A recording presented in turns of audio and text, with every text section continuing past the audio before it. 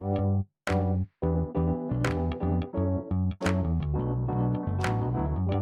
by Riverside.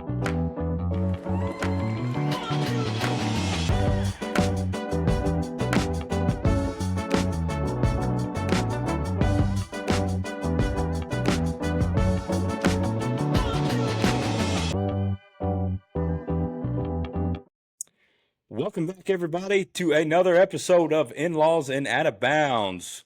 What a week do we have this week? Rivalry week, Turkey Day, big games, college football, NFL. I am your host, Hagen. We have our other host sitting across from me here, Emilio. Emilio, want to say what's up to the people? What's up, people? Big week. There is nothing like it. This is the best of the best. We got just hatred and football and hatred and then a little bit of love sprinkled in there. It's a wonderful time. Heck yeah, this is definitely the show that we were excited for, other than probably the reaction to this weekend that we'll get into later. But this is a fun one, man. We have a lot to get into. New college football playoff rankings didn't change much from the week before. We will talk about rivalry week. We'll talk about the biggest games, A&M and Texas, Georgia Tech, Vandy, Tennessee, the game, Ohio State and Michigan. We'll get over into the NFL, to Turkey Day, right? You have Packers, Lions, Cowboys, Chiefs, and the Ravens and Bengals, but a whole other slew of NFL games that are really exciting as well, but it's going to be great. Before we get started, do want to mention, guys, if you have the opportunity, go check us out on our social media pages, Instagram. We're on TikTok, our YouTube channels. Give us a like and a follow. If you have the opportunity on the Spotify, give us a follow. Give us leave us a rating, hopefully a 5-star rating. Really helps us out. We appreciate it. We appreciate y'all listening in whatever capacity that is, whether it's 1 minute of this episode or if it's the whole thing. We greatly appreciate it. We try to keep little snippets of this these episodes going, and we put them out there in little reels and shorts and all that kind of stuff for y'all to see in case you just can't or don't want to watch the whole thing, right? And also shout out to our sponsors. We are not going to forget them, Brewster Bird Hunts. We really appreciate them. If you are looking to get the ultimate dove hunt in South Texas, look no further than Brewster Bird Hunts. They are the number one source for doves in South Texas. They also do upland birds. They've got the best guides. They've got the best dogs. You want to limit out every time? There's a place to go. So make sure you visit them at brewsterbirdhunts.com. Give them a follow on Facebook and Instagram. And if it's you or anybody that you know, give them a shout. We greatly appreciate them. So you got anything you want to say before we jump into this? Let's do it. Let's do it, Bobby. All right, here we go. Rivalry week. Am I saying that weird? I feel like I am. Rivalry week. College football playoff rankings. Let's get right into it. There was a lot of shifts at the bottom, like everything. We'll go 25-1 real quick. Coming in at number 25, we've got the Arizona Wildcats. 24, you've got Tulane. 23, Georgia Tech slides all the way back. Pitt comes in at number 22. SMU makes a visit here at number 21. Arizona State's at 20. Tennessee's at 19.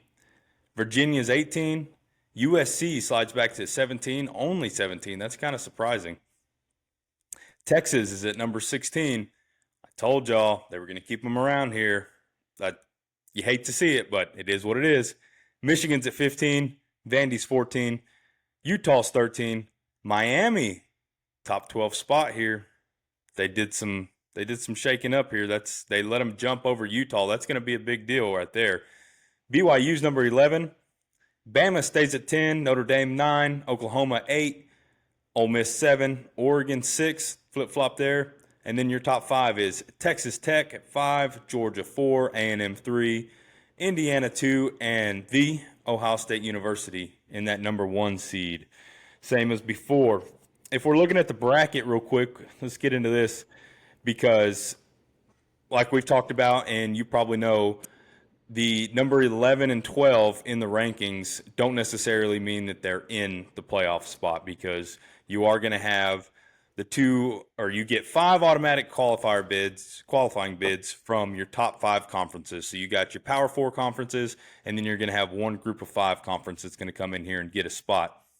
So if you look at it in the actual rankings, you have Miami getting that number 11 spot, basically saying that they're the ACC winner. There's a lot to look at in this scenario that we'll get to here shortly. And then number 12, they've got Tulane in there. So some good matchups if we look at this.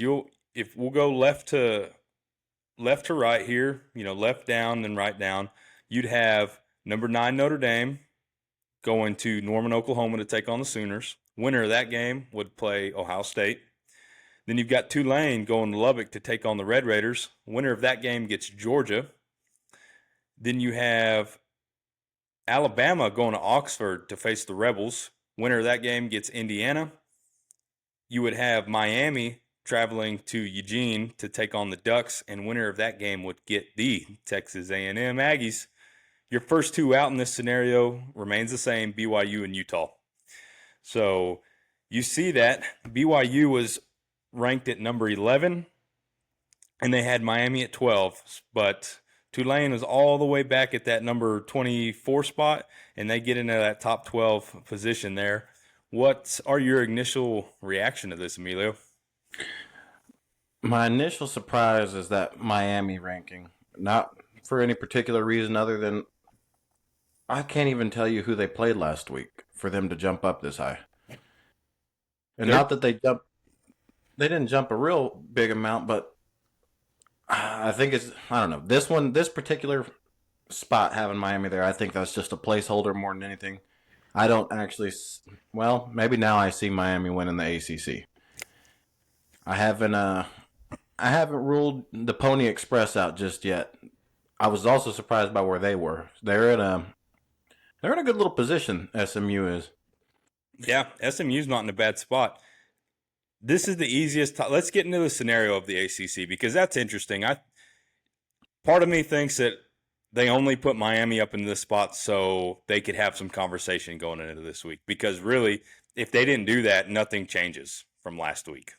Yeah. And you're just sitting here going, okay, hey, it's the same ranking. They want to do something to spice it up, spice their announcing up, give something to talk about a little more of the college football playoffs going into this weekend. But really, the easiest path here for the ACC, the 2 front runners to get into the conference championship, is SMU and Virginia. And all those 2 teams have to do is win out. They control their destiny. If those 2 teams win, they're going to be playing in the ACC championship in Charlotte, and that's it. They do have other avenues if a couple different teams lose, right? If they lose, and then for SMU, for instance, if Pitt loses and Duke loses and Virginia loses, and then they need North Carolina to win, they still get in. And then Virginia, if they weren't to win, they need SMU to lose, Pitt to lose, and North Carolina to win. So there's not a lot of good faith there if you want to control your own destiny and win, because if you're relying on Bill Belichick and the Tar Heels to win this season, that's not where you want to land right now. Now, anything could happen, right? But you don't want to do that. Miami, they're in that 3rd spot right there. To make the number 1 option, there's 4 different ways they can get in. And this is a lot, so I'll try to get through it really quickly. But Miami will make the ACC title game if they beat Pitt, Virginia loses, Duke loses, and SMU wins. So that's the highest possibility that could happen there for them to get in. Or they beat Pitt, SMU loses, Duke loses, Virginia loses, and NC State wins. There's a whole slew of things that have to go right here for Miami to win. Even if SMU and Virginia lose, they still need certain teams to lose and then other teams to win. The further you go down this list, they're looking for wins from like North Carolina and Syracuse in one scenario. And then you go to another one, they need Virginia to win, NC State to win, and Syracuse to win. So there's a lot going on here. Pittsburgh falls into here. All they need is to beat Miami and then Virginia or SMU to lose. So really, with Miami facing Pittsburgh this weekend, they both have it on the line in case Virginia slips to Virginia Tech or SMU loses to, I don't even know who they're playing, to be honest with you. I'll have to look at that. But they're still here, and there's a chance for Georgia Tech to get into the ACC, and there's a chance for Duke to get into the ACC championship game here. So there's a lot of what ifs out here that could happen. So that the committee's putting themselves in a pickle here. We talked about it on the last episode, but they've gotten themselves into a pickle, and it's going to cause more controversy than anything. They kind of talked about it tonight about how they consider this head-to-head. I talked about how they're putting these teams into groups of 3 or 4. They're looking at them, and they're judging based off of their head-to-head experience and their overall track record. And they said last week that they would consider they would favor head-to-heads strongly. Well, they came out this week and basically said, hey, Notre Dame and Miami is in that same grouping already. They're close enough to where they're looking at Miami, BYU, Alabama, and Notre Dame all together. So with that being said, they put Miami in that top 12 spot already. And then they have them at number 11 in the actual bracket. They went back on what they said last week and are now saying, hey, yes, Miami did beat Notre Dame, but we value Notre Dame as a team more than Miami. We think Notre Dame is a better team at this point in the season, and we would prefer to see them get into the playoff. Which brings me back to what I've been saying all along is why the hell do we play these games if they're not going to matter? There's an argument to be made both different sides. I get it. But why play the games if they're not going to matter? Go ahead. Yeah, no, you got a valid point. Like, what, you might as well just schedule cupcakes for all of your non-conference games if they're not going to mean anything. Yeah. And which is what we've been asking for them to de-incentivize for teams like Notre Dame. Yep. Because we want to see more competition throughout the season. So then you have a head-to-head, and all of a sudden it doesn't mean anything. Yeah, I get it. First week of the season, I'm sure there was a lot of emotion. You work out a lot of kinks throughout a season. You find out which team is what. But at the same token, why are we lining up and risking injuries and playing the game if it's not going to matter 13 weeks later? 100%. I don't understand how you just throw it out the window. And I'm not saying that I don't think Notre Dame's a better team than Miami, because at this current point in time, I think Notre Dame is, head and shoulders above Miami. Yep. But that doesn't change the fact that they did play and Miami won. Yeah, 100%. I don't disagree that Notre Dame is probably a better team than Miami at this point. And I've been hard on Notre Dame about them losing those 2 games. But it's because they're 2 losses. No matter how good of losses they are, they're still 2 losses. And you can't just, say now, hey, that doesn't matter. We're just throwing them out the window. I commend Notre Dame for putting Miami and A&M on their schedules back-to-back the first 2 weeks of the season. Like, that's commendable. They could have easily gone and just put, Sam Houston State or whoever else on their That's enough with throwing them out first, man. I've had it. Sorry. Well, when a school comes to mind, it's them Bearcats. I apologize. I could have said UTSA or UTEP or Western Kentucky or whatever. I apologize, right? Eastern Illinois. But, they could have easily gone and done that and ran through the schedule and been 10-0 right now, 11-0, whatever that looks like. And everybody been saying, who did they play, right? I get it. I would have been one of those people as well. But they played the games they lost. They have to matter at some point. You can't just wipe those 2 losses off and act like they don't matter. So they're putting themselves in a pickle here. It looks like they're going to stronghold and push Notre Dame into the playoffs. It does go into the argument, hey, you want to see the best teams in the playoffs. But at the end of the day, those 2 losses have to matter somehow. It is very balanced here. You could make an argument either way. If Notre Dame's in the playoffs, yeah, will I be upset? No. I guess I don't care that much that they stay in or out one way or the other. Now, if you look at the circumstances and say, Miami's here at 12 right now, they don't get to the ACC championship. Neither of those 2 teams are playing in a championship game. So what Notre Dame's not going to be able to boost their resume over this. It's a resume, not a beauty pageant, right? So you got to look at it as a whole. And when you look down that resume and you see, hey, Miami did beat Notre Dame, that has to matter at the end of the day. So that's where I'm at on that. I think this all boils back down to these last two spots being determined for teams that actually don't belong there. Yeah. Yeah. Because you lose out on quality competition. Like, maybe Miami is one of the best 12 teams in the country. I don't think so, but, we're wasting the spot on Tulane, and yes, we are. We'd be having a different conversation if those two spots weren't designated for a team just because they won their conference. 1,000%. I agree 100%. Yep. 100%. But to that same token, when I look at this first round matchup, so I forgot all about this. Tulane's quarterback came from BYU. He got kicked out of school because he lied about some premarital fornication that he was doing. Got kicked out of BYU. He started a whole season at BYU playing, Big 12 football, played in some big-time games. He can play some football. So, this Tulane team, probably not going to beat Tech, but that's an interesting matchup for at least a quarter. And then when you look at the rest, Notre Dame and OU. Yep. I'd watch that. Look, Notre Dame and OU would be a hell of a game. Yeah, I agree. Yep. You got a mighty running attack and a very good defense. Yep.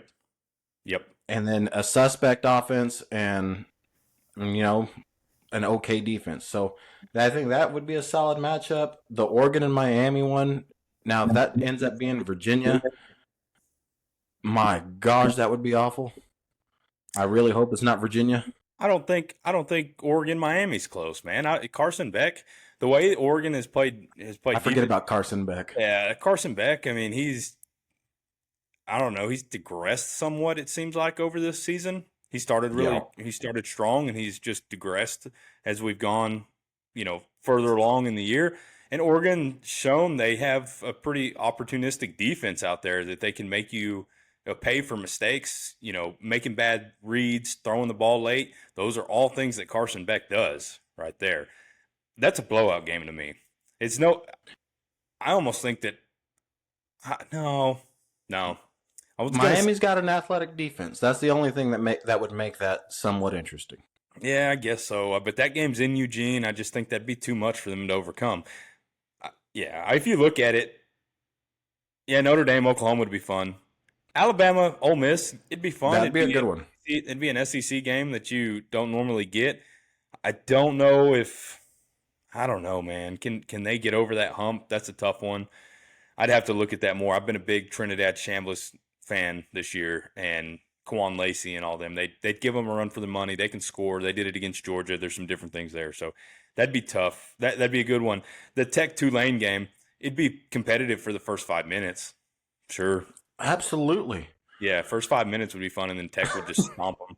They'd be throwing tortillas everywhere. They wouldn't care. It's the end of the year, and there'd be tortillas all over the fresh butter HEB tortilla. Well, I guess they don't get HEB up in the panhandle. Right, we don't need to be wasting the buttered ones on that. Let's throw I think it's still Piggly Wiggly up in Lubbock. I don't think they've got HEB just yet. So, let's just throw the White Wings out there. All right, yeah, let's not be wasting HEB.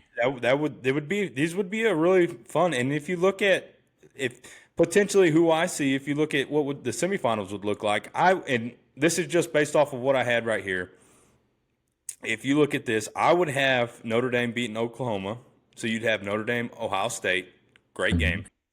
You look, Tech would beat Tulane, in our opinion. That would be Tech and Georgia. Great game. Bama, Ole Miss, you could put either one of those. I'd probably give the advantage to Bama just because of how it's been in the past. I'd rather see the Rebels win, but I think Bama would probably win. So then you'd have Bama, Indiana. That'd be a fun matchup. And then Oregon A&M. Great game. That'd be a really fun semifinals right there. Or I guess quarterfinals. That'd be a lot of fun to see that. Yeah. So I wouldn't be upset at any of these teams getting in other than Tulane. I don't think that we should be wasting a spot on a group of 5. I had somebody tell me on a TikTok comment that, well, if you don't think group of 5 should get in, then group of 5 records, or when they play a group of 5 team, that shouldn't count towards their win-loss record, right? Okay, that's fine. I go back to Miami, Notre Dame. Apparently the Power 4 records don't matter either when you win or lose there, so who cares at that point, right? So, anyways, I'll get off that soap opera there. Yeah, But so. also, when I look at this, and maybe I'm being overly optimistic, and I'm not gonna get overhyped, but when I look at each of these top 4's path to get into the national champion, just to get into the national championship, the way this bracket is right here, Texas A&M has a very nice path compared to everybody else. Oh yeah, 100%. And I love that. Yeah, no, you look at playing at this current stage of what this is. You're playing Oregon or the ACC championship or champion team. Sorry, so SMU, Virginia, I mean Miami, right? And then the next round you're playing either Indiana or Alabama. None of these teams are to be taken lightly whatsoever. But if you can avoid, I know I said that they shouldn't get in, but if you can avoid Notre Dame, you can avoid Ohio State in the first couple rounds. Yeah, That's a win. Sets up pretty nicely. Yeah, it really does. So, I know there's going to be haters out there going, "Oh, A&M gets the easy route again. They played the bottom 7 SEC teams." Tell your team to come over to the conference and play these games and see how you escape out of it there, bud. So, I don't know who I'm talking to directly there. I'm not. It's just a general statement, but anyways. No, I've seen a lot of the same stuff online. Different. I feel like it's just clickbait is all it is. But boy, it gets loud about Texas A&M playing the bottom half of the SEC. The bottom half of the SEC is better than the top half of a lot of these other conferences. So let's just relax with that. 100%. Yeah, 100%. But man, what a bunch of that's we'll see. It's going to shake up a ton this next coming weekend. There's going to be a bunch that shakes up, and then of course going into conference championship weekend as well. But let's look at some of these big games that we have coming up here. Rivalry weekend is great because you get some of these matchups that have been going on for 100+ years. You have some of the great games that have names on them. We've got Ole Miss at Mississippi State, the Egg Bowl, right? They're playing for that Golden Egg Trophy. You've got Georgia playing Georgia Tech, which is called Clean Old Fashioned Hate. They've got the Governor Cup there. What a game name. Just Clean Old Fashioned Hate. That's fun. Obviously, A&M and Texas, the Lone Star Showdown. Ohio State and Michigan, just straight the game. They don't need anything else, just the game. That's all it is. And it's all caps too, right? So, Miami and Pitt, they're playing for the 119th time. This game goes back to 1892. That's pretty cool. That's wild. You know what? I wrote that down wrong. I lied. I'm going to exit that out of the podcast there. I don't think that's right. Oregon and Washington, though, is the 117th time they've played this game for sure, and that goes back to that was 1894. You've got Vandy and Tennessee this weekend, Bama and Auburn, obviously the Iron Bowl, and then you've got Arizona at Arizona State, the duel in the desert for the Territorial Cup. So it's just fun looking at those names. There's plenty of names that you can go back to, right? The third Saturday in October, the Florida-Georgia line game, all that kind of stuff, right? You can go through a bunch of different ones. So, but it's fun looking at that. But let's look at some games. You just want to start with the biggest one of the weekend? This was a poll question, by the way. Let's get to the poll question real quick. And just so everybody knows, I didn't have this pulled up, but it was a poll question, and everybody agreed with us what we think's the biggest game of the weekend. Well, you didn't vote, so I don't know what you think the biggest game of the weekend is for you, but I know what it is for me. So I'm gonna be like Ben and vote twice. I gotta take that off, man. You vote twice. But basically, poll question was, which rivalry game are you looking forward to the most this weekend? We had A&M at Texas, Ohio State at Michigan, Georgia versus Georgia Tech, and then Vanderbilt at Tennessee. The A&M and Texas game ran away with it with 87% of the vote. We should have known. I know what our audience is out there and the folks that follow us on Facebook, but we appreciate you voting in it nonetheless. Ohio State at Michigan came in second with 10% of the vote, and then down there at the bottom with 1% of the vote was Vanderbilt and Tennessee. My wife picked that. I'm not sure why she picked that. I think it was just I know why she did. It was just to mess with me. But anyways, let's just get into the biggest game of the weekend. Texas and A&M. It won the poll. It's the one that we're looking forward to the most. This is going to be a 6:30 game on ABC. A&M's favored by 2.5 points here. Let's just do a little tell of the tape to start off.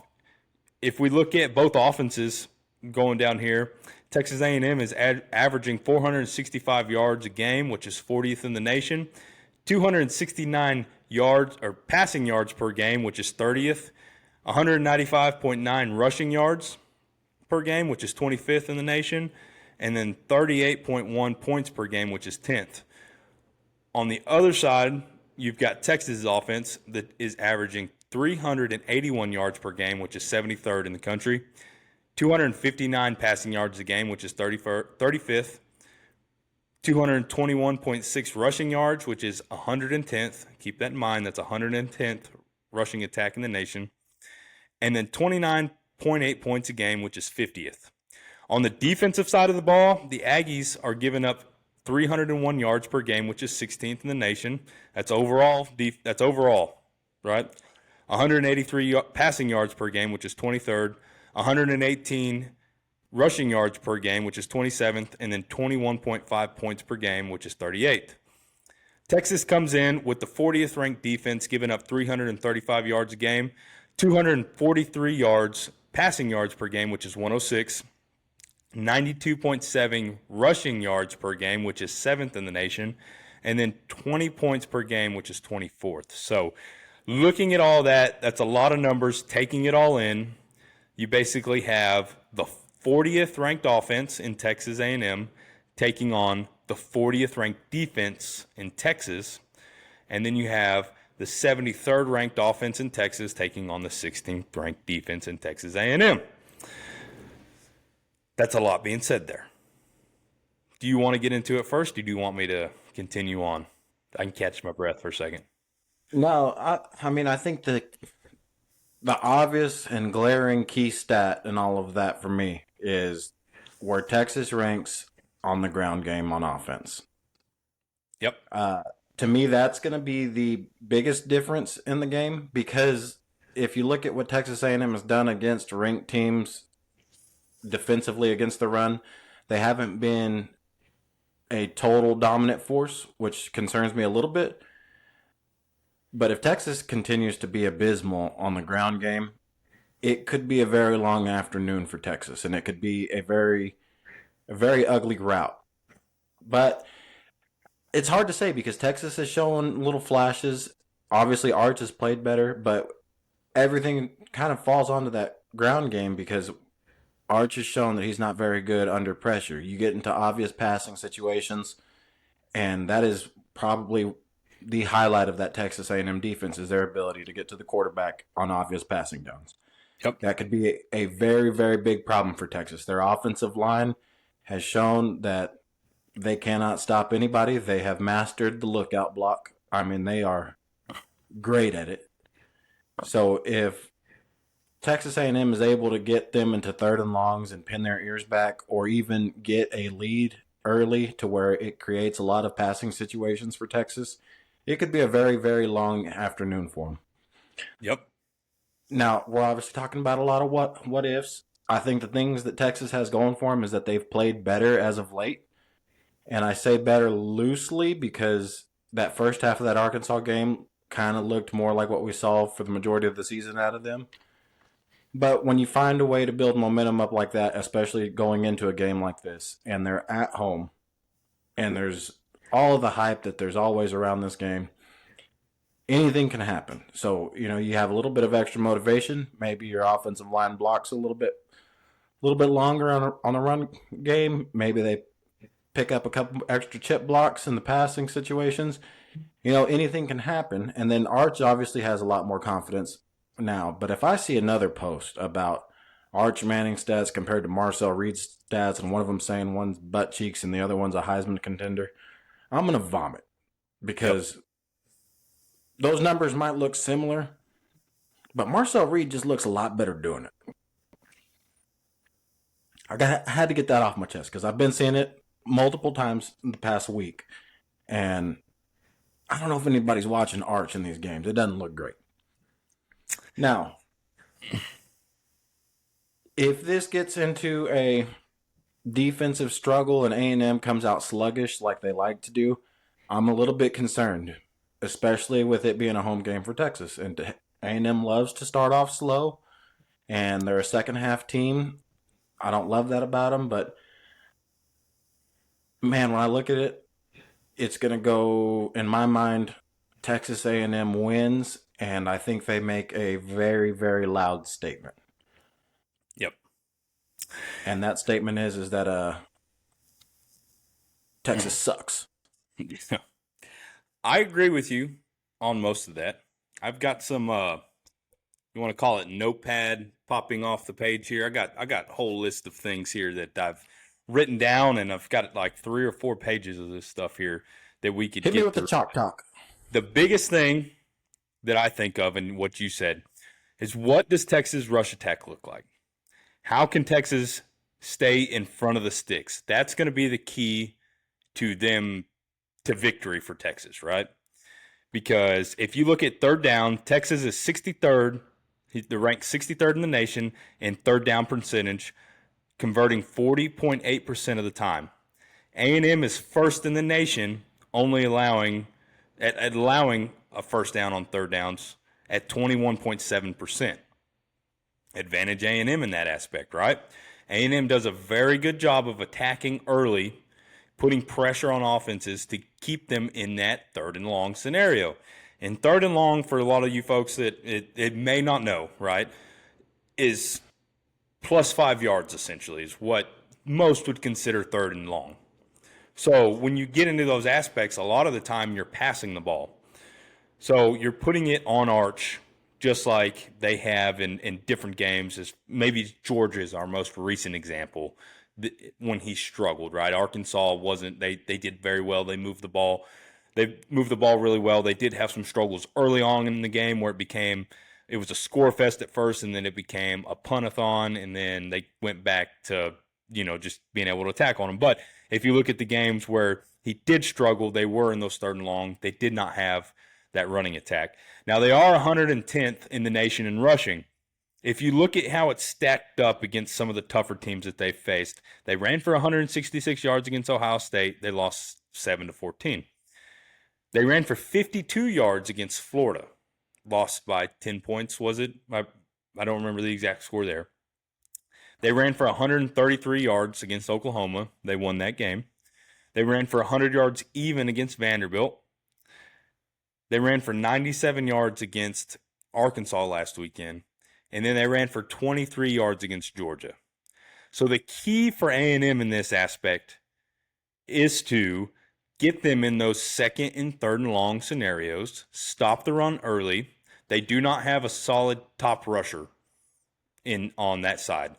Their Texas running or backfield is getting a little healthier. They've been getting a little healthier as the season's gone on. Wisner's their top rusher, but they don't have that explosive back that's going to make you say, hey, we've got to stack the box and we need to do this. But if A&M's able to get pressure early, send a couple more blitzes, be able to play some man-to-man on the outside to where they put that pressure on Arch like he has been done in these games that they've lost and that have been really close games, that's going to be the key to success for A&M. They need to keep him out of the red zone. A&M is 130th in red zone defense, letting the opponent score 93.3% of the time. So when they get in the red zone, if they get inside the 20-yard line, there's a 93% chance that team is going to score on A&M. Texas is 76th in offensive scoring in the red zone at 83.7%. So that does not fare well for A&M. They need to keep Texas out of the red zone. just like they got to keep every team out of the red zone because they can't stop them when they get down there. They've had a somewhat of a struggle against a running attack. So in this game, with Texas not having a rushing offense, that really helps. Put the pressure on Arch. Let your defensive ends, Hal, on the end, pin their ears back, go back there, create havoc, turn the ball over, put them into bad situations. On the other side of the ball, what A&M needs to do is they need to run the ball. They need to come out and establish a running attack with Reuben Owens, E.J. Smith, Amari Daniels, whoever it is that they want to give the ball to. They have 3 solid running backs there that they can hand the ball off to. It's unfortunate that Le'Veon Moss wasn't able to come back for this game. It looks like they're going to keep him out a couple more weeks, potential conference championship game, maybe just the playoffs. At this point, A&M is almost a lock for the playoffs unless, like we talked about, they lose by 100 points or whatever's crazy. But that's going to be the key to them.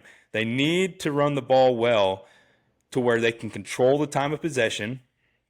They obviously can score at any given moment with weapons like, Concepcion and Craver and, Bethel Roman, all these guys. They can do that at any time. And great, if you're going to score, score. But with controlling that line of scrimmage and running the ball, that puts more pressure on Arch and that Texas passing offense to say, hey, we have to actually throw the ball. And every time we get the ball, we need to score. We can't have these 3 and outs. We can't do that. We're going to have to get on the field and we have to score every time. That forces them to push the ball downfield more. That's going to force them to get into those risky situations and make turnovers. And something that you've pointed out in the past is that when Arch has gotten into those big situations and you throw some confusing defenses at him, can he really read what's going on out there, right? Can he read a coverage when they're they're showing blitz, but they're really going to drop back into zone or vice versa, right? Can he really see what's actually happening out there? So if they can go out there and they can control that line of scrimmage, eat on that clock some, keep that time of possession in the Aggies' favor, and then score, that's how you win a ball game, period. So, I'm just kind of speaking in general here. But if you go out there and put that pressure on Arch, I think he crumbles. I do think A&M wins this game. It does make me, obviously it is a rivalry game, and you never know what's going to happen. Texas is going to come out with a lot of energy. They're going to have a lot of energy here. They're going to have something to prove. They still think that they can get into the playoffs, which is crazy being 3 losses, but the committee's kept them close enough just in case some chaos happens, and they do beat A&M. I think this A&M team feels disrespected. I think Elko is going to have them ready. He's talked about, hey, this is what we've been training for, and not just what we've been preparing for all season. It's what they did in the fall. It's what they did in the summer. I think he's really going to have these guys jacked up to where they don't come out and they don't have to make that, second half comeback and turn the wheels around. I think you see probably something that stays close in the first half, somewhere around that, 7 to 14 point range, and then they go and they make those adjustments, and then by that end of that third quarter, fourth quarter, there may be some people rolling out of DKR, and hopefully they're wearing orange there. So I think it's going to be a big win for the Aggies, and they make a statement as well. So you got any score predictions? Give me confidently the Aggies winning 35-14. I was going to say 38-14. That ain't no guess. So that's what it's going to be. Yeah, I had 38-14, so we're right on the same. In the same mindset there. That would be really well. A&M's got to come out. They've got to play. They need to play solid.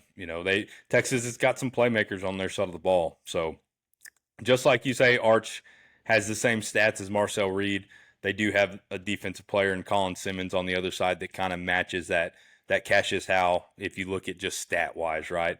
He's Simmons has 10 sacks. Howe has 11.5. Simmons got three forced fumbles. Howe has 1. Total, if you look at tackles for loss, Simmons has 12.5. Howe has 13. So there's a lot of similarities in that aspect. Somebody that can wreck the game and do different things like that. So it's going to be a fun game. It really is. And yeah, a lot of hype for that Black Friday game right there. So. Yeah, this is one of those games for the Aggies that if you can't get excited to come play this one, I don't know how much hope we have in the playoffs because Yeah. you should wake up out of bed ready to hurt somebody.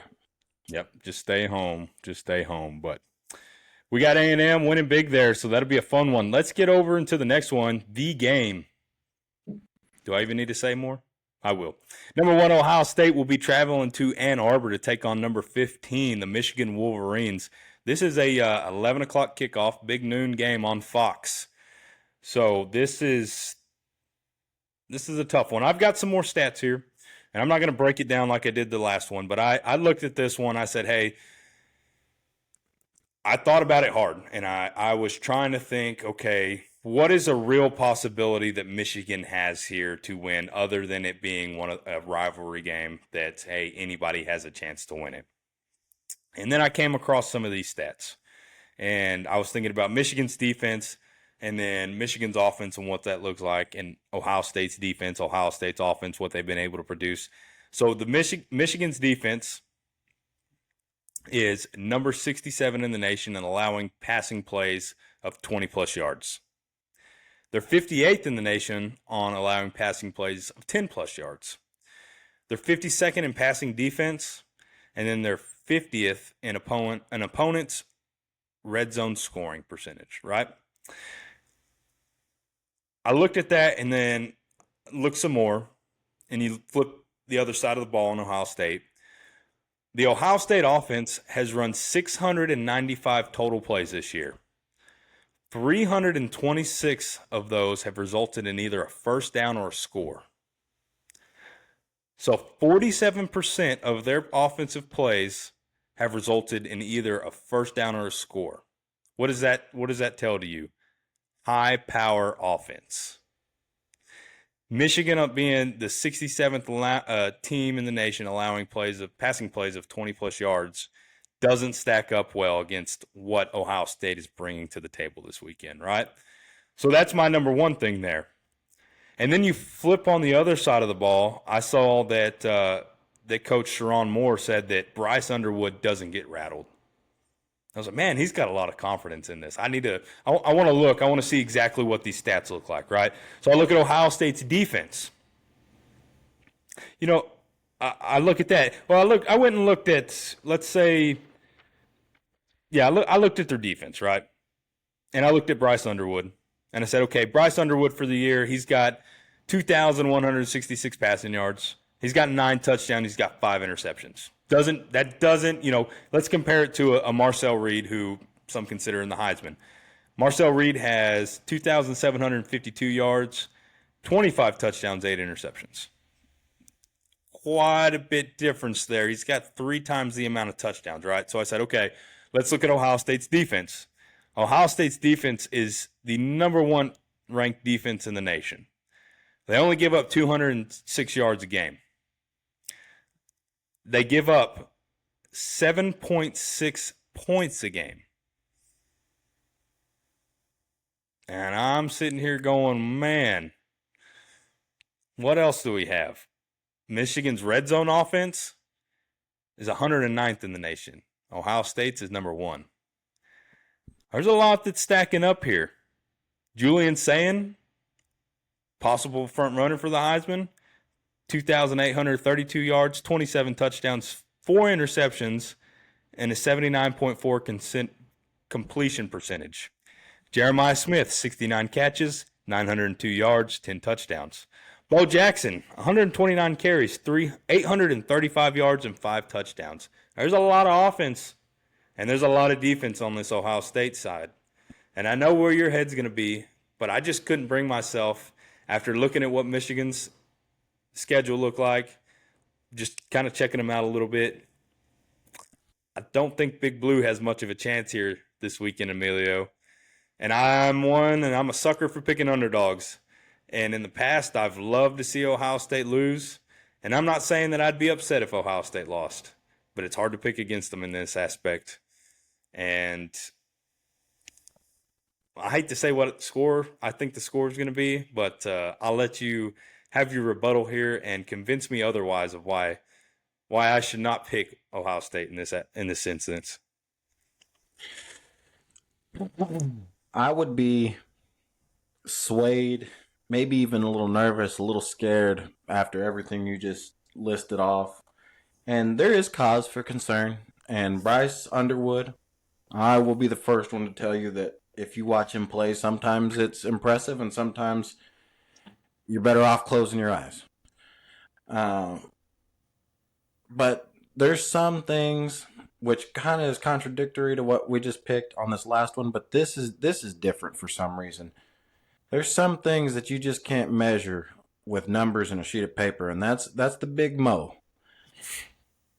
And when you're in the big house and you're in the game, all these stats are similar, very, very similar. In fact, I think the Michigan team last year was worse than this team. And quite honestly, this Ohio State team last year's team may be better, if not just as good as this year's team.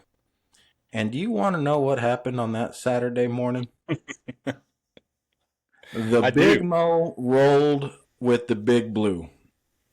And that little light of mine, it shined and it shined and it shined as the Wolverines pulled off the upset of a lifetime. And I have no doubt in my mind it's going the same way this year. Give me another one. The Big Blue. Look, at some point in time, you got your stats, you got your numbers, odds stacked against you. But, they got better recruits than us. They got more money than us. Sure, they got a national championship under their belt. But when we get up to that line, boy, you tell me if any of that matters.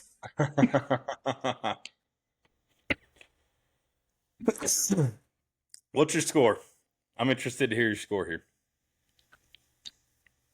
I'm going to go with a high-scoring affair of 24-21. Big Blue. All right. I'm rolling with Ohio State. I'm sorry. Hey, I don't fault you. I'd pick them too. I'm running with Ohio State. So, what's your score? I'm interested to hear this. I feel like I'm going to be hurt by it, but I'm interested. 42-14. Oh my gosh, have some respect. I'm sorry. We will find out. That's why we play the game. 5 in a row is really hard to pull off. And there's just nothing that I dug back and tried to figure out with Michigan. Michigan has just as much on the line this weekend as Ohio State. It's not like Michigan's just coming in here and saying, hey, we just want to win this game for pride. Obviously, they want to win it for pride, but there's a Big 12 championship game on the line here. Ohio State could be knocked out of this if they lose this weekend. We could come back here, Michigan wins, and it could be Indiana-Michigan in the Big 10 championship. And Ohio State is going to be on the outside looking in. They'll still be in the playoff, but they'll be on the outside looking in. And that, even though Ryan Day won a national championship and they're back in the playoff, that seat's going to warm up a little bit if that happens. Ryan Day hadn't figured out how to beat the Big Blue quite yet. That is true. A lot are saying that's his Achilles heel, but I'm sorry, Emilio. I think it's going to be a tough one. So, getting into our next game, old-fashioned hate. The Governor's Trophy down in Georgia. Number 4, Georgia is going to take on number 23, Georgia Tech. They are playing in the Mercedes-Benz Dome in Atlanta. Man, I cannot say that. Georgia is 14.5-point favorites here. I started writing down a whole bunch of stuff. Man, I had a bunch. I was right here again, guys. I was right here, just a bunch more notepad poppers. I was going to come in here and talk about how Georgia Tech has the number 5 ranked offense in the nation, 485 yards a game, but they have 108th ranked defense in the nation, giving up 409 a game. Georgia has the number 29th ranked offense, 429 yards a game, the number 14th ranked defense, 294 yards a game. 5th rushing, only giving up 87. 12th in points scored, 17.4. And then 49th in passing at 206. And Georgia Tech is 114th at -7 turnover margin. At -7 in turnover margin. That's pretty wild. Georgia does a really good really good job with time of possession. They rank fourth, averaging 33 minutes and 36 seconds a game.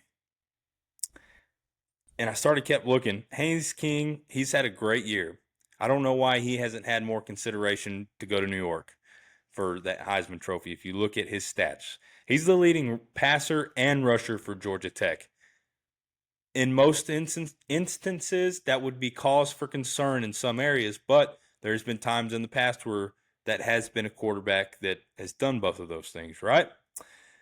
He's got more rushing yards than Georgia's top rusher, Nate Frazier, does. Haynes King has 833 yards, and Frazier only has 701. On top of that, Haynes King has thrown for 2,516 yards, 12 touchdowns, 4 interceptions, and he's added 15 touchdowns on the ground.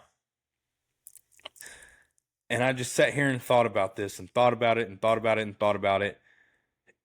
And then I remember Pittsburgh putting up 42 points on them last week, and I said, man, Gunnar Stockton's going to have a field day on these guys. They can't stop anything. Yeah, I went right back to, man, I just gazed right over that 108th ranked defense right there. Sure, they can put up the yards and points, but they sure as hell give them up just as quick. Georgia's going to blow them out. It's going to be 52-21 if at best, man. This is going to be a good old-fashioned hate. This is going to be a good old-fashioned, I want to say it, but butt whooping. Ass whooping. I mean, I'm trying to keep it nice here, Emilio, but that is nice. I was like, I did all this. I wrote all this down, and then I go, why the heck did I just waste my time doing that? Look, if this game would have been, I don't know, in week 7, I'd be right there with you, looking all these stats and going over them, scanning over them, thinking twice, checking all the boxes. But this Georgia Tech team, the wheels have just, I mean, they are all the way off. They're gone. Pittsburgh had a field day with them. They looked bad against Boston College. They looked bad against North Carolina State. And Georgia is not. They're not either one of those teams. They are far better. They're a far cry from Boston College now.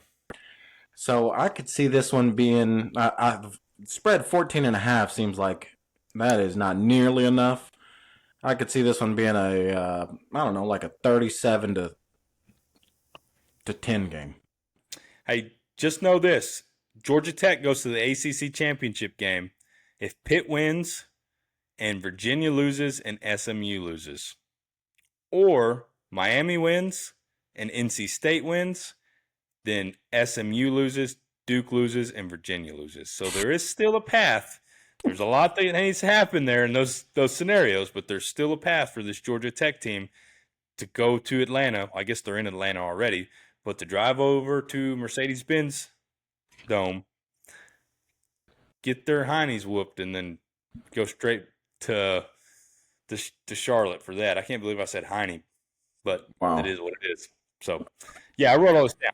But anyways, I'm an embarrassment. So we're both on the same page there. Georgia, big, right? Georgia, big, giant. I wasted my time. Pretty sure I was writing all that down, and I was trying to get this done, and I'm like, damn, my hand's getting tired. And then I go, why the heck did I write all that down? Whatever. That's gonna be what it is. So, getting into another game, number 12 Vanderbilt's going to number 20 Tennessee. It's a 2:30 game on ESPN. This is all I wrote down. I'm going to show you all this. All I wrote down here was Diego Pavia must score early and often. Must win big. It's exactly what we did or talked about last weekend. Sorry. He has to win big if they want a chance to get into the playoff conversation. And the only way they're going to do it is to score early and often. This is going to be on Diego Pavia and that Vanderbilt offense to come out and crush the hopes of Tennessee to have in this game. Because if not, Tennessee's coming in with the 4th-ranked offense against the number 55th-ranked defense that Vanderbilt has. And Joey Aguilar can light up the scoreboard if he needs to. And Diego Pavia doesn't need to run into those situations like he did against Texas or anything like that to where he has to come from behind. If he wins by 3 points, see you at the Alamo Bowl or wherever the heck it's going to be, the Cheez-Its Bowl or whatever, the Pop-Tarts, you name it. Because he ain't going to be playing in the playoffs. So that's all I got for that. I'm going to pick Vanderbilt to win. Going with Vandy. I'm going with Vandy. I could see Tennessee winning this easy, but I think Diego Pavia has a little bit of magic left in him, and he needs to make that push for his Heisman as well. It'd be a close one, but I don't think they're going to blow him out, but I think they win by about 10. So, yeah, no, I agree wholeheartedly. If Vandy has any hope, and you got to imagine that they're all well aware of the situation, you have to win this convincingly. You got to persuade everybody that you are a solid team, and this is your last opportunity to kind of prove that. So I don't know that they win by, man, I think they win, but I don't know about winning by 10. I could see it coming down to a last-second field goal or maybe one touchdown. Tennessee just scores so many points. I could see this being a very high-scoring affair. Yeah. I think that they need to win by 14 plus to get into that. Hey, we may have them jump a couple seeds here in that ranking to get in that. So, because they don't have a chance at the SEC championship game. We didn't cover this, and I apologize, but you really only have 4 teams that have a shot at the SEC championship. Surprise, surprise. Alabama, Georgia, Ole Miss, A&M. Yeah. So Vanderbilt needs to put a lot on tape, and they only have 60 minutes to do it. Yep. So they better get to it. But I agree. Yep. So, well, we're going to both rolling with Vanderbilt here. Rolling with Vandy. Damn, the Vols are going to win. Look at the SEC real quick, just so y'all know. Clinching scenarios. All Alabama has to do is win against Auburn. Highly likely. Georgia needs Bama to lose, or A&M to lose. Ole Miss, they need to win, and they need Bama and A&M to lose to get in. And then A&M, all they got to do is win. And if they don't win, they need Bama and Ole Miss to lose for them to get in there still. So Bama and A&M control their destinies. All they got to do is win. They'll go play in Atlanta and, have from there. So anyways, let's get some quick picks out of the way while we're still in college football. We still got a lot of other good games that we haven't touched on here. We got the Egg Bowl, Ole Miss traveling to Starkville to take on the Mississippi State Bulldogs. You got Ole Miss here, 7.5-point favorites. Who you got? Give me, man, this one's a weird one because this game is always competitive. There's a lot of hatred there in the state of Mississippi. Lane Kiffin rumors circling around that team. I am very interested in this matchup because of those Lane Kiffin rumors. Give me the cowbell to pull out the upset in this one. Egg Bowl goes to Mississippi State. I was gonna pick it. I really was. I was gonna pick the Bulldogs, but I don't want to jinx this one here.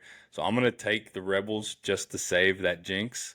But I do think that Lane Kiffin mess, that everything that's going on here, it's way too much noise right now. I don't think Ole Miss is a built enough program to withstand some of this. And when you have the rumors of LSU floating out $98 million here, that's a topic we hadn't even touched on, and maybe we can get in on Sunday. But he's got a lot more attractive offers out there that are coming after him, whether people have been saying, hey, he's going to Florida, hey, he's going to LSU, whatever that is. Man, that's a lot. If you're a I guess you can't call them student athletes anymore because it's not technically what they are, but if you're a player on that team, being that young and potentially immature to say, hey, why am I going to put my full effort into this when my coach is halfway out the door? There's a lot that can happen there, and you're traveling to a hostile environment where those folks don't like you and that team doesn't like you, and they have nothing to lose but everything to gain out of this. That's tough. And there's this big LeBron James like announcement waiting for after the Egg Bowl. It's like, man, there's so much. What's going on? Does anybody really know what that is? So they should have squashed it. I don't really know what that looks like. Part of me says that, hey, they're going to give them the money. They're going to match whatever was out there, and then why wouldn't you just do it so you just squash it too? That's also the thing. So it's really interesting there. I don't know. I think another key point to all of that you just said is that if you look at his roster, a big portion of that is transfer portal guys that have shown they didn't have any loyalty. They found loyalty with Lane, and then you have some rumors circling around. You talk about animosity. Yep. Boy, I don't know. Well, I mean, Lane's going to go where there's no loyalty whatsoever. The traditions don't matter. Any of that doesn't matter. Ole Miss has always been a second-tier team in the SEC, and it's like Lane, he's going to get an opportunity to go play or to go coach at LSU or Florida that's potentially in that tier 1. If you look at just, all-time program, how they line up. And, LSU's got deeper pockets than Ole Miss, and so does Florida. And they're just going to be able to, does Lane want that pressure? Does he want a pressure of going to a school like that where, hey, look at what Brian Kelly went through, right? Hey, Brian Kelly wasn't winning the way he's supposed to, fired. Billy Napier over at Florida. Look at Hugh Freeze at Auburn, all these places. Hey, you have to win. We're not going to let you just coast through. Ole Miss is through the roof right now because they're in playoff rankings, right? Are you ever going to have that pressure at Ole Miss to like, hey, if you don't win a national championship, you're out of here? Or do you get that kind of Mike Gundy treatment to where, hey, our program is going to stay relevant for 20 plus years. You're going to be a legend. You're going to get a statue here, all that kind of stuff. We'll name it Lane Kiffin Field or Stadium or whatever it needs to be. And you just win 10 games multiple times in a row and get us into the playoffs and have some real memorable seasons. But that pressure of winning a national championship or consistently being there is not going to be on you all the time, right? I think that's a lot that you have to look at there with that scenario, and something that Lane has to do. I mean, I think Lane is a guy that looks at his legacy and he wants to be on top, and he definitely likes to be the center of attention. So what better place to do that than a Florida or LSU? But yeah. So anyways, that was a lot that was said there, but I really think that some of that could come and bite them in the rear, and the Bulldogs could pull this off. But yeah, I'll go with Ole Miss here. So Utah is traveling to Kansas to take on the Jayhawks. They are 11.5-point favorites here. Don't know much about Kansas. Don't really care to. Give me Utah after what they did last week. I wholeheartedly agree. Rock Chalk Jayhawk is only important to know come basketball season, and we're still playing football, so give me Utah. Yep. Yes, sir. Number 2, Indiana is traveling to Purdue to take on the Boilermakers. Indiana is 26.5-point favorites. Give me Indiana to cover. Yeah, Indiana covers. That's probably not nearly enough points for this one. Yep. Number 25, Arizona, is going to be taking on the number 20 ranked Arizona State team. This is a close game. They've got Arizona minus 1.5. Don't know much about either of these teams. They've both been trending up. They're both 8-3. And give me State in this one, I think. Yeah, I like the Sun Devils. They, I don't know, something about this team just tells me that they're better than the Wildcats, so I'm going to go with the Sun Devils. Yeah. Number 5, Texas Tech is traveling to Morgantown to take on West Virginia. They got Tech minus 24.5 here. Potential trap game. It's an 11 o'clock game. Morgantown is one of those things, but I don't think West Virginia is talented enough. Give me Tech. Rich Rod's finally starting to make an impact over there in West Virginia. They've kind of looked a lot more competitive and a lot better these last few weeks. They've gotten some relatively big recruits. They have a lot of excitement brewing up for next year. If they could pull this off, that would really send their program in the right direction. But Texas Tech has too much rolling for them. Give me Tech. Yeah, if Tech takes that $23 million roster to Morgantown and loses, it ain't going to be good. It's going to get loud. It's going to get real loud. Number 12, Miami is traveling up to Pittsburgh to take on the number 22 Panthers. They have Miami minus 6.5 here. Give me the Panthers. Give me Pitt to win this one. That after what they were able to put on last week against Georgia Tech and the offense that they displayed, I think that I think they kind of got that rhythm back there that they're going to be able to take it. I just don't trust Carson Beck enough to roll with it here.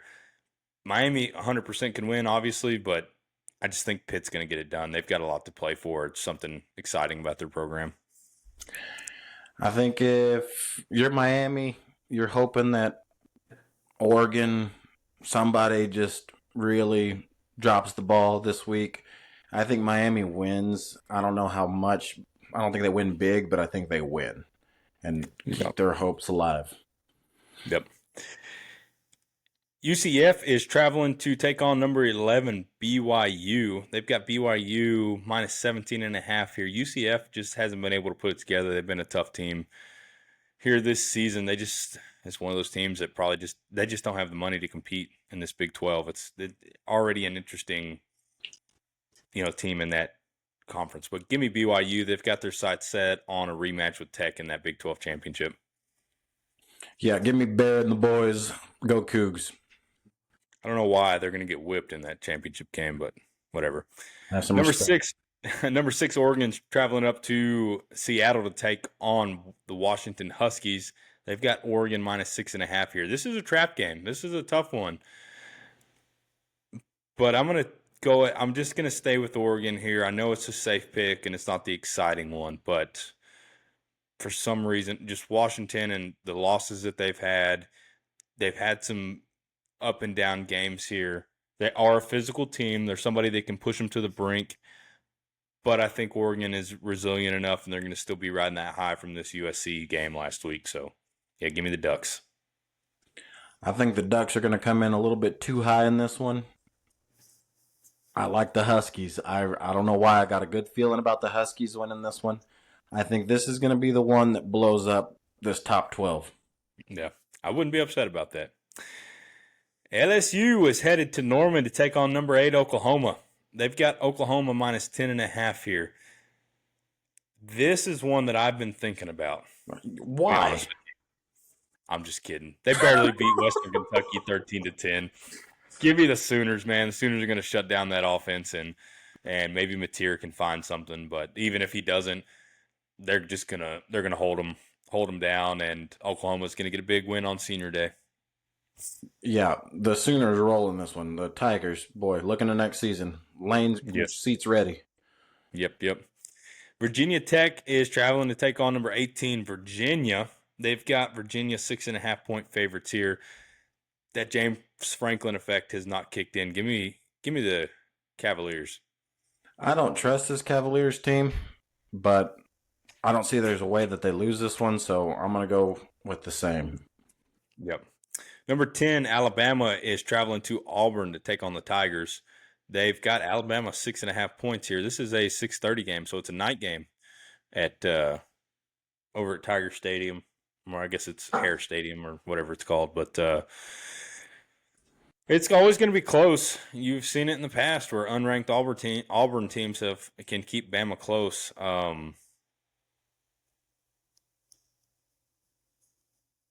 I don't know which way to go. I've been going back and forth on this one too, to be honest with you. Auburn's played a lot of teams close this year, especially at home. They played A&M close. They played Georgia close. They've been right there. Give me the Tigers to pull the upset. Yeah, I'm not seeing this one the same way you are. I think Bama understands what's on the table. I think they hear the doubters, and they win by quite a bit. UCLA is traveling to take on number 17 USC. They got USC 21.5-point favorites on this one. UCLA just a lost season. They're 3-8. USC is going to want to take that loss that they had from Oregon out. I mean, I could see them coming out flat. They have nothing to play for. But Lincoln Riley, man, he's an inspirer. So he's getting them ready for next year when he goes and coaches at Florida. But give me USC. I thought we were done with all this Lincoln Riley nonsense after last week. I was really thinking that we were done and over with that. I was wrong, apparently. But I'm going to go with you on this one because UCLA is absolute garbage. So Lincoln Riley does enough to win this one. Yep. Charlotte is traveling to Tulane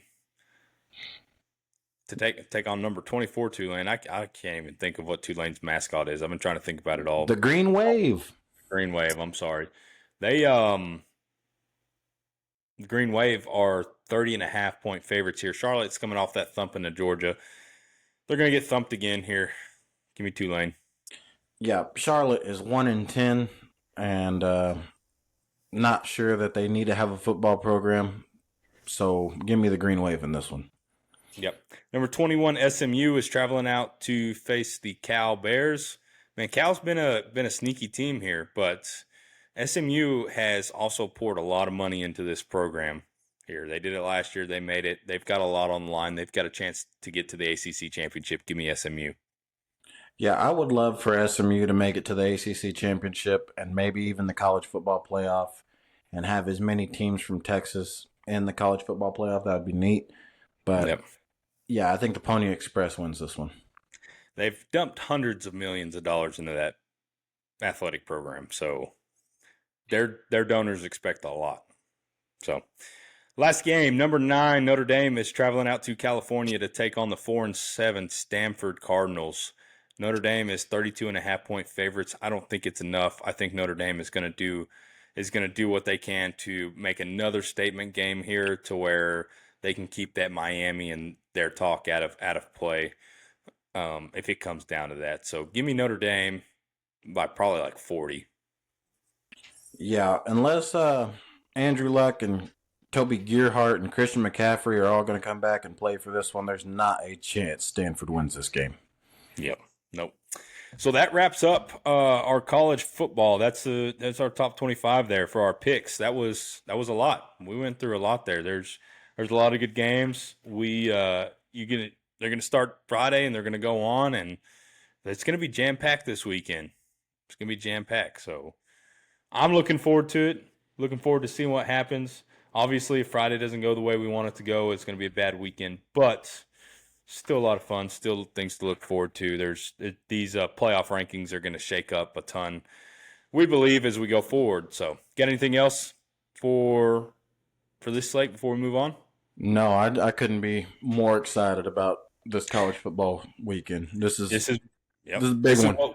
This is what we've been waiting for all season, all season. I know we started halfway through the season, but it's what we've been waiting for. So let's get into the NFL.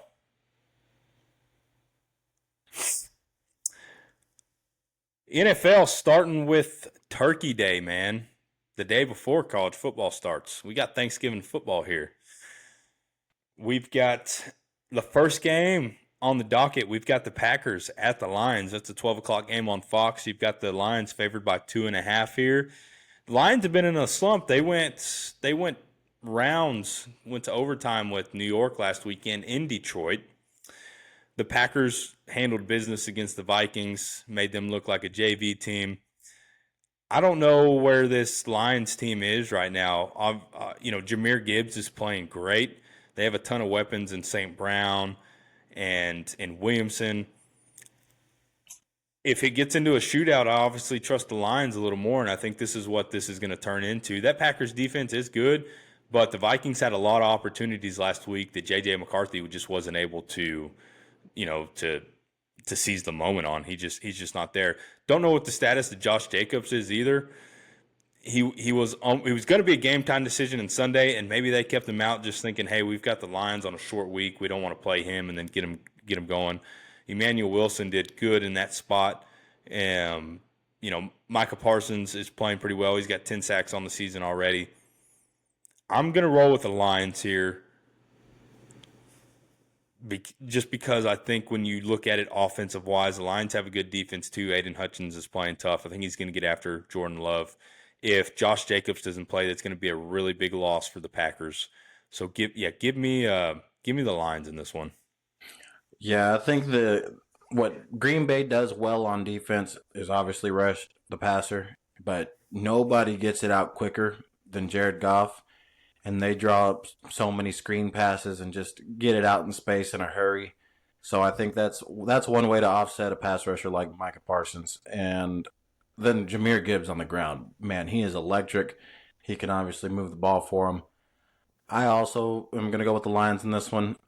The Packers offense is just stagnant to me. I don't see a way that if it gets into a shootout that the Packers keep up. So give me the Lions. Yep. The biggest game of the week, the one that has potential to break regular season viewership. We're talking 50 million plus people watching this game.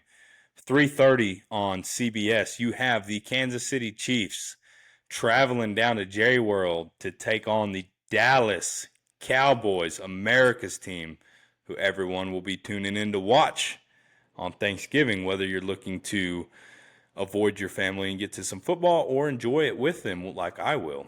I will have everybody here enjoying it with me, celebrating with my girls when the Cowboys score some touchdowns. That's what I'm looking forward to. This is going to be a tough one. Both of these teams are coming off some impressive wins from this past weekend. The Chiefs were able to take down the Colts in overtime after coming down from 20-9 and really just, grinding it out and being the Chiefs and showing that they can win in multiple different ways. The Cowboys were able to come back from 21 down, take down the reigning Super Bowl champion Eagles, and they showed a different team than what we're used to seeing. Most of those teams in the past would crumble. Cowboys got a lot going for them right now. The Chiefs are still kind of, in that, what's going to happen, really. They haven't been the Chiefs team that we thought they were going to be or the team in the past. Obviously, when you have 15 come into the building, anything can happen. He is a dynamic playmaker. If he's on your team, it doesn't matter if you've got 10 wins or 10 losses. It's going to be a long day with him under center. So Cowboys got a lot to prove. They've done really well with the pieces that they've been able to get since that Parsons trade. Getting Kenny Clark in, having Odigizua there, using those first-round picks to go getting Quinnen Williams, adding Logan Wilson to the mix, Overshown coming back. Trayvon Diggs is not going to be back for this game. That was something that we were looking forward to, that maybe he'd be a rotational piece to be able to come back around. But that secondary played a little better last weekend as well. But the big thing there that you look at is that if Jerry was wanting to stop the run, he got the guys to stop the run. Holding Saquon Barkley to 22 yards rushing, holding Ashton Genty the week before to 7 yards rushing. I know he only carried the ball 6 times, but still, they've done that. And if you look at the offensive side of the ball, they have 2 number 1 wide receivers right now. Javonte Williams was a hit on a running back pickup. You look at those things. I had an interesting stat here that I looked at. George Pickens has been a really hot topic this week. I don't know if you've noticed that in the media waves out there, but they talked about, hey, with Jerry, what have you thought about Pickens? Is he going to be playing elsewhere? And he said that is not going to happen, right? They're going to find a way to keep Pickens. He's a great teammate. I don't know what you pay him. What does that number start with? It probably starts with the 3 in the front. It's going to be a lot of money to 2 wide receivers. Do you pay him more than CD? How does that dynamic work? If you do pay him, where's the money going to go for everybody else? Obviously not giving Michael Parsons that $45 million contract or whatever he got. It gives you a lot more flexibility now. You are paying Quinnen Williams. You're paying Logan Wilson. You've got a couple different guys that you need to pay. Maybe you can restructure Dak's deal. But George Pickens, so 57 of George Pickens' 67 catches this year have been for first downs. All right. He's got 1,054 receiving yards, which is second in the NFL, and he's got 8 receiving touchdowns, for third. He's been able to come in, and he's been a dynamic, playmaker this year for him, and he's been really good. So continue to see him having a big week. This Chiefs defense they're good. Chris Jones. The cornerback's name escaped me on the outside right now. I don't know why it is. Trent McDuffie. There you go. Trent McDuffie. He's really well. Cowboys are going to have to do a really good job of continuing to get Pickens in that X spot, moving to the outside, the slot, do all these things. CD hopefully can catch the dang ball now and hold on to it. I'm saying all this, and I'm staying on the Cowboys side, and I'm doing all this, but the Chiefs are still the Chiefs.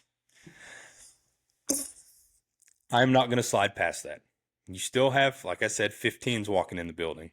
You've got Chris Jones over there. You got Kelsey. Rice is a really good receiver out there. You've got a burner on the outside, and what's his name? Golden, right? Xavier Worthy, I think, is the one you're Xavier thinking. Worthy. I'm sorry, I'm thinking of the wrong person. Xavier Worthy. So this secondary is going to have their hands full this weekend. If they want to prove that they're truly a new defense, this is where they can do it. Patrick Mahomes has struggled a little bit this year. He's had ups and downs and different things, but this is only the second time that he's been able to play in the state of Texas since becoming a professional. The first time in Dallas. He grew up a Cowboys fan, so you always hear these stories every single year about, hey, so-and-so was a Cowboys fan. This is the first time they're playing in AT&T Stadium. And then what happens? They end up having a career game, it seems, right? You talked about it last week. The Chiefs have to play perfect from here on out. So do the Cowboys. So really high-stake game here in this. I think there's a lot of there. I know there's a lot of anticipation that is building up for this game. Like I said, there's going to be probably 50+ million people that watch this game. It's going to be the highest viewed regular season NFL game in history. So a lot of eyeballs on this. It's that perfect game, that perfect time window for people to look at this. Obviously, I'm rolling with the boys, and they're going to win by 10. Take it to the bank.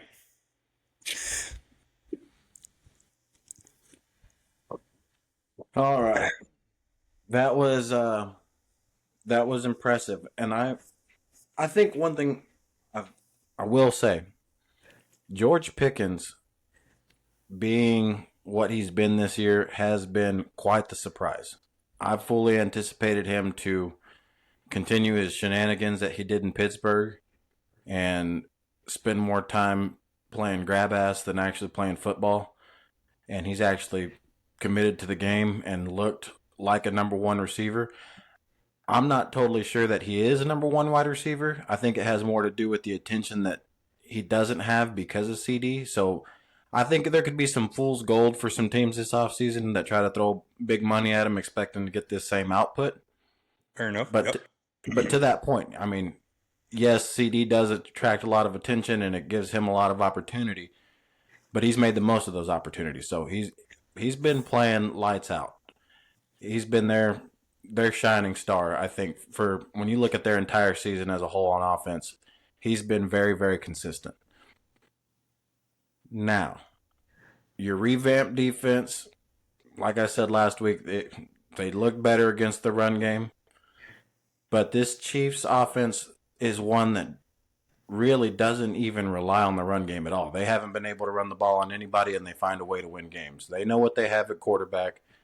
They know what they have in their weapons at wide receiver. So at any point in time, I don't think they ever actually commit to a run game. That's not their MO this year. We've seen them change their style. Go ahead. No, I'm just going to say the Chiefs are playing more playoff football. Kareem Hunt ran the ball 30 times against the Colts. Just throwing that in there. So go. That was a weird change of pace, though, from what we've seen from them this season. You've seen Patrick Mahomes being their leading rusher for a number of games. Yep. I think the thing, if I'm a Cowboys fan, which I think you might be realistic with me on this one, that would be concerning, is that Xavier Worthy and Rashee Rice, I don't think anybody really knows what they have there yet. We saw very big flashes of it last week. Them running deep crossers across the middle, them making big plays and, short screen passes and they're athletes and they make the most of it.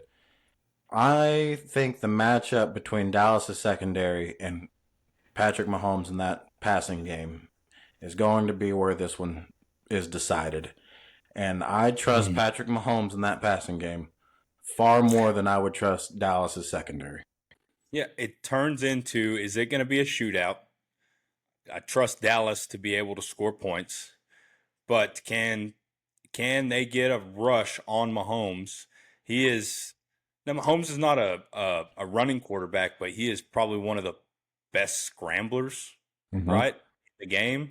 He is Houdini in the pocket. He can move around. And he'll make you pay for it when he does. Go ahead. I think another important part in this one too is the defensive end play on Dallas's defense.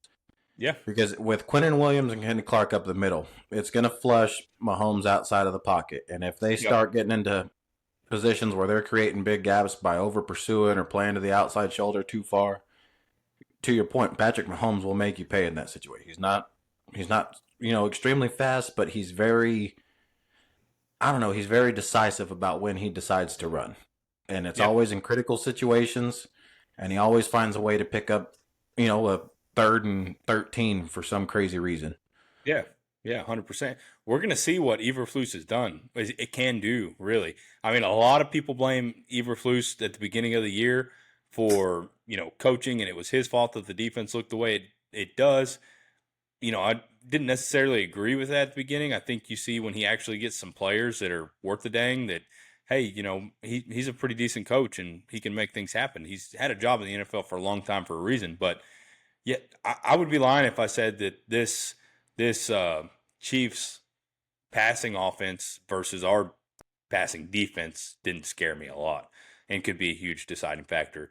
Rashid Rice and Xavier Worthy are burners. Travis Kelce just seems to get open for whatever reason. He is slowed down big time this year. He's slow, man. He looks like Jason Witten running out there sometimes. You know what I mean? And if you know old Jay Witt, he wasn't no burner whatsoever. But just like Jason Witten, he gets open and he finds it, and he's reliable and he can do do those things. So the Cowboys have a big test. Right? Do you think they go more zone or more man in this one? Or a balanced attack? They're probably going to be balanced on this one, right? We don't have the fastest cornerbacks in the world here. You're going to have to, you got to look at it. Deron Bland wants to play more man, right? But he has been exposed this season on it too. So we'll see. How much more is Overshown going to play this week? He didn't play a ton last week, which was fine. I mean, you have a short week. You got to think about these things before you just continue to push him out there. I think getting that 3rd week under him, he's finally going to be, ready to go. He's a difference when it comes to the passing defense. And especially you think about him, in years past, they've used him as a spy as well. So if you get Mahomes to do those things as far as scrambling around the pocket, moving outside, whether it's stepping up, he's got the speed to move side to side, sideline to sideline, get there and close that distance really quick to where he doesn't have a lot of time to let that play continue to develop and somebody to get open. He makes quarterbacks make a decision like that, right? Yeah. So I don't know what they're going to do here. They're going to have to be really careful about it because those guys are burners. I think if they go zone more than they go man, I think there could be trouble. Yeah, I think you just let these guys, they're used to, if they're used to man and that's what they want to run, you know what? Let's do it. Put some 2 safety covers over the top and let's roll with it. Let's just get it. And let's just hope that, our best on the defensive line can get there and they can make enough pressure to get in the face of Mahomes to where, it's not necessarily, hey, you have to get home, but put some pressure on him to where some of those throws are maybe off his back foot. I know he can make every single throw in the book. It doesn't matter if it's off his back foot or his front foot or he's sitting on his rear or whatever it is, right? He could throw it between horizontal. His legs. Yeah, he'll throw it between his damn legs and it'll go 80 yards right into the basket down the field. So, I mean, Mahomes can make every single throw in that God's ever wanted somebody to make, right? So, don't get me wrong, but you still have to try to get that pressure, try to make him as uncomfortable as possible to where it is harder to make those decisions, make him, make those decisions as quickly as possible too. I mean, he's one of the greatest to do it. I think we all agree on that. So it's really hard to say, hey, you need to do this because this is his weak spot. There's not necessarily a weak spot in Mahomes' game, but I think Dak and that offense, they need to come out and they need to be it's the same thing. We don't need to wait till the second half for this to go, right? Shoddy says, hey, you can't win it in the first, second, or third, but you can win it in the fourth. Let's not wait till the fourth quarter to get going. Let's get a little bit of an offensive rhythm, going here. Let's run the ball. Best thing to do is to keep the ball out of Mahomes' hands and put it away. If you get into that 20-9 situation, make it 27-9. Don't let them get that opportunity to come back, right? So, yeah. So, but give me the Cowboys by 10. So, give me this one being a very explosive shootout because I don't trust this Chiefs defense completely, but I do trust Patrick Mahomes. Give me the Chiefs in a. I wouldn't be surprised if this is a 42-35 game. Okay. We're more than likely going to watch this together, probably. For your sake, you better hope your boys show up. Hey, I'll have a 24-pack of Miller Lite waiting outside, brother. Well, anyways, that'd be a really fun one. Looking really forward to that. And I wasn't just pulling that 50 million viewers out of my rear there. That's really what everybody's saying there. So he kept giving me looks. Last game on Thursday night, you've got the Bengals traveling to Baltimore to take on the Ravens. Baltimore is a 7-point favorite out of this one. Talk about Joe Burrow coming back for this game. He was I think it's potentially official. last one. Is it official? Okay. Yeah. So, man, Burrow comes back. I don't know. What about Higgins and Chase, though? Are they? Jamar Chase is back. I don't know Okay. about T. Higgins. Give me Burrow and the boys to come back and pull an upset on this one. Yep. I don't know how I feel about this one. This Ravens team has looked better. I keep saying it. Their defense has played a whole lot better than the way they started this season. Lamar Jackson looked weird last week. They're just they've been very up and down. The Bengals have just been bad, but they haven't been with Joe Burrow. So I like your pick. I'm going to go with the Bengals. Yeah. That Ravens defense is nothing to write home about. The Bengals defense played a little better last weekend. They forced a turnover, had a pick six of their own. They look like they stepped it up. I think Joe Burrow just gives that, that energy, brings that energy to the locker room. Him and Jamar Chase are going to have a lot to prove. Really, if you look at it from here, the Bengals are in the lead at 6-5 and in the division, and the Bengals are 3-8. So if they get that win and they close that gap, really, that's only a 2-game gap right there. So The Bengals, they're not dead yet. Joe Burrow came out and the Bengals all bloodied up. He said, I didn't hear no bell. So we'll see. That'll be a fun game. Friday is Black Friday game that they got going on here on Prime Video. This will be a 2:00 game, middle of the day. You've got the Bears traveling to Philadelphia to take on the Eagles here. The Eagles are 7-point favorites. Eagles are in a really big funk. They are probably going to want to come out and prove that, last week was a funk. But give me the Bears. Yeah, geez, this Eagles team, this is not the team you wanted to play after what happened last week, especially after the way this season's gone. Like, obviously, they're in the lead. They have a comfortable lead in their division, but none of it has looked pretty. Yep. And it gets very loud in Philly very fast. I don't think it could be louder than it is right now. And I don't think I'd want to play this Bears team that's on a hot streak. I think this is bad timing for the Eagles. I think this is going to end up looking like that year that they had Brian Johnson as their offensive coordinator, and it just fell apart towards the end. Yep. I got the Bears winning this one. Yep. Cowboys are going to be within a two-game stretch of the Eagles after Friday. So going into Sunday, early morning game Sunday, you got the 49ers traveling to Cleveland with their newfound quarterback, Shedeur Sanders. Myles Garrett, 18 sacks. He's only 5 sacks away from breaking the all-time record. There's talk of maybe him hitting 30 with 10, with all these games left. That would be insane, right? But give me the Niners. And the Browns defense is huge, but I don't think that Shedeur is going to be able to get it done against the Niners, because really, if you look at what his passing was last week, yeah, he had a 66-yard touchdown pass. It was a short screen pass he was on the short side of the field, threw it to the numbers right there, and they ran the ball for those 66 yards. He threw it 5 yards lateral, and they ran 66 yards vertical. So anyways, give me the Niners. Brock Purdy, he did have 3 interceptions on Monday. I think that's just kind of one of those weird games. He was just off just a little bit. So Niners are going to roll in this one. Yeah, I mentioned last week Rookie of the Year for Shedeur. I don't know why I stopped there. He should be in the MVP conversation after what he did last week. And I have no doubt in my mind that he's going to come out and absolutely light it up. I think he throws at least 3 touchdowns. The next game on our schedule is the Give me the Niners. Gosh. Next game we've got the Jaguars going to Nashville to take on the Titans. I don't trust this Jaguars team whatsoever. Jacksonville's 6.5. The Titans put up a battle last week. Give me the Titans for just because the Jaguars are the Jaguars. I don't trust the Jags either, but this Titans team is, yeah, they looked better, but they're still bad. I think the Jags understand what's in front of them, and they need this one, so I see them winning this one. Fair enough. Big showdown in the AFC South. You have Houston traveling up to Indianapolis to take on the Colts. They've got the Colts -4.5 here.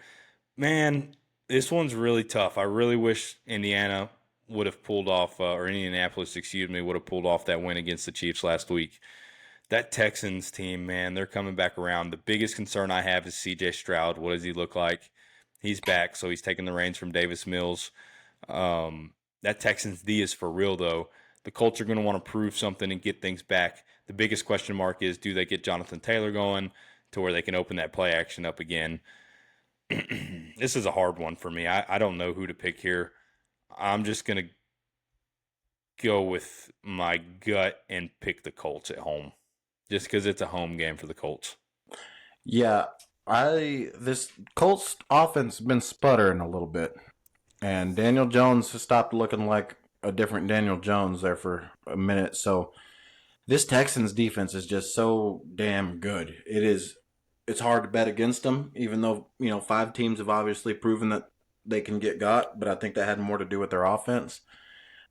Your point about C.J. Stroud has a very heavy impact on this one, but I think the Texans defense pulls out another win for them. Yep, that's fair enough. I'm not going to argue there. The Saints are traveling to Miami to take on the Dolphins. Miami is 6-point favorites here. Give me Miami. I think Josh McDaniels are coming off a bye there, and they're going to be rested and ready to go. So, yeah, no Alvin Kamara, which is pretty much what it's been all season anyways. So, look, we know what we got to do. We're losing, and especially losing this one. Dolphins win this one. Yeah. Falcons are traveling up to New York, or technically New Jersey, to take on the Jets. They've got Atlanta -2.5. Give me Kirk Cousins on this one, man. Kirk bangs. He's going to do it. I think the Jets are starting to turn that vibe around in that locker room a little bit. I like the Jets in this one. Fair enough. Los Angeles Rams are traveling to Charlotte to take on the Panthers. The Rams are 10.5-point favorites here.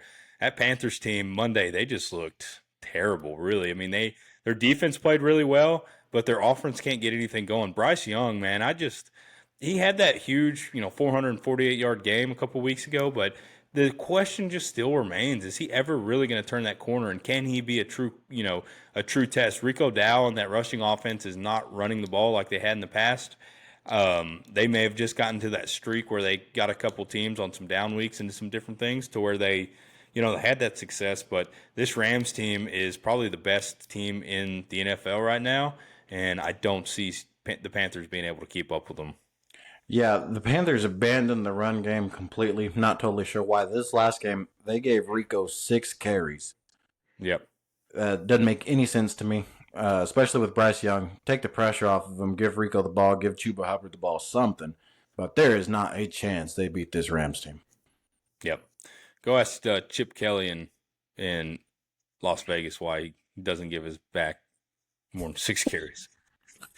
Arizona is traveling to Tampa Bay to take on the Buccaneers. This is going to be a Tampa Bay favored 3.5 points on this one. I was waiting to see if Baker Mayfield. I think he's out. I think so too. You're gonna have Teddy Bridgewater starting there. Jacoby Brissett continues to throw the ball 50 times a game. I don't think that's successful. Bucky Irvin looks like he's coming back. Man, I don't know what Bridgewater brings to that team. You were starting to get healthy in a couple different places, and then Mayfield goes down. The Cardinals have weapons on offense as well. You could potentially see give me the Cardinals. Yeah, the Bucs are in quite the slide right now. I don't see them getting out of this one with Teddy Two Gloves behind the helm. So I like Jacoby Brissett and the Cards. They find a way to score points. I don't know how Jacoby Brissett's shoulders held up this far with him throwing it 40 times a game, but I think they win this one. Yep. Vikings are traveling over to Seattle to take on the Seahawks. They've got Seattle minus 10.5 here. Give me the Seahawks. I think they're going to dog walk old J.J. McCarthy. He just has not looked good whatsoever. Yeah, I think Sam Darnold wants to make a statement on should have bet on me instead of this kid. So Yep, I think the Seahawks win big. for sure. Las Vegas Raiders are traveling to Los Angeles to take on the Chargers. You've got Chargers minus 8.5 here. Give me the Chargers. That Raiders team just looks terrible. Lost. Yeah, they are going to lose for sure. Yep. The Buffalo Bills are traveling to Pittsburgh to take on the Steelers. They've got Buffalo minus 3.5 here. Buffalo signed Brandon Cooks today after New Orleans released him.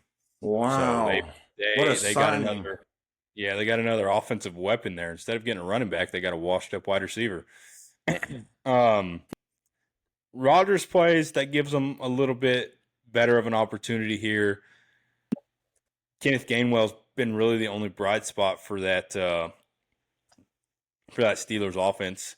A lot of this is going to fall on T.J. Watt and that defensive line of the Steelers to contain Josh Allen. That's what it's going to come down to. The Bills have been on a slide. I don't think that Josh Allen's going to continue to let them slide. Give me the Bills. Yeah, Josh Allen played the worst game of his life last week. Man, this is actually a relatively important game for both teams. It is. Oh yeah, 100%. This one's Yep. probably got just as much weighing on it as that Cowboys and Chiefs one from each of these teams' perspectives. It's hard to pick this one. They're both very hit and miss. I'm going to go with Pittsburgh. Okay. Sunday Night Football, you have Denver traveling to Washington to take on the Commanders. You've got Denver minus 6.5 here. I think Jaden Daniels potentially could come back this game. I haven't seen any official updates, though. So either way, that's going to be a lot for him to come back. Give me Denver. They're just too much on defense. Offense is what scares me. They haven't had a lot of good things going on there, but the potential of Marcus Mariota playing that Denver defense is too much. So That defense is good enough to win this one. They probably should have flexed this game out to somebody else, but yeah, give me the Broncos. Yeah. Monday Night Football, you have the New York Giants, Jameis Winston traveling to New England to take on the Patriots and Drake May. New England is 7.5-point favorites at this one. And if the Giants couldn't get it done last week against the Lions, I don't see them traveling. Well, the Giants have done crazier things against the Patriots, right? They beat them twice in the Super Bowl with Eli Manning. So I want Jameis to get one. So I guess what better way to see Jameis get one than Monday Night Football, right? Give me famous Jameis. Don't give me the Giants, but give me Jameis. Yeah, this is the one of those games where Jameis could just have the game of his life, and he could also throw 6 picks. Yeah, probably so. You're I right. trust this New England team wholeheartedly. I see a lot of people still calling them pretenders and not totally believing in the hype. I'm all the way in on this Patriots team. They're all the way back. I think Drake May just continues his hot streak, and they win this one easy. Fair enough. Well, that's it. That's all the NFL games right there. That's everything. Man, we covered a lot of ground in this football weekend. That was a lot. So anyways, shoot, you got anything else you want to say? No, man, I'm fired up about this weekend. I'm fired up too. I think it's going to be great. A lot of good football all weekend. So yeah, other than that Sunday Night Football game, don't watch that. But Boy, they could have put any other game on. I mean, really. hey, we'll be podcasting, so what's it matter? We don't have to watch it. You're right. So, You're right. Yeah, we'll be recapping all these games that we just went through, so we don't have to pay attention to it. But anyway, but that's great. That's it, man. That was good. Covered a lot of ground there. We're gonna have a lot to talk about Sunday. The college football slate is completely full. NFL is very heavy packed in that front, that Turkey Day games and Black Friday and all that. But there's going to be a lot to cover, a lot to go over. It'll be good. So I'm really looking forward to it. Again, thank you to all of our listeners, whatever capacity that may be, whether it's minute, 5 minutes, or it's the whole thing. Greatly appreciate it. We do put out reels, shorts, all that good stuff on Instagram. our TikTok, our YouTube channel. We do all that stuff. So if you can't catch the full episode, make sure to go and give us a follow and a like on any of those social media outlets. It helps us reach new listeners and all that, and we greatly appreciate it. Again, thank you to our sponsors, Brewster Bird Hunts. We really appreciate you guys. And if you're looking for the ultimate dove hunt in South Texas, make sure you give those guys a shout. So, yeah, that's going to wrap everything up. We hope that everybody has a safe and blessed Thanksgiving.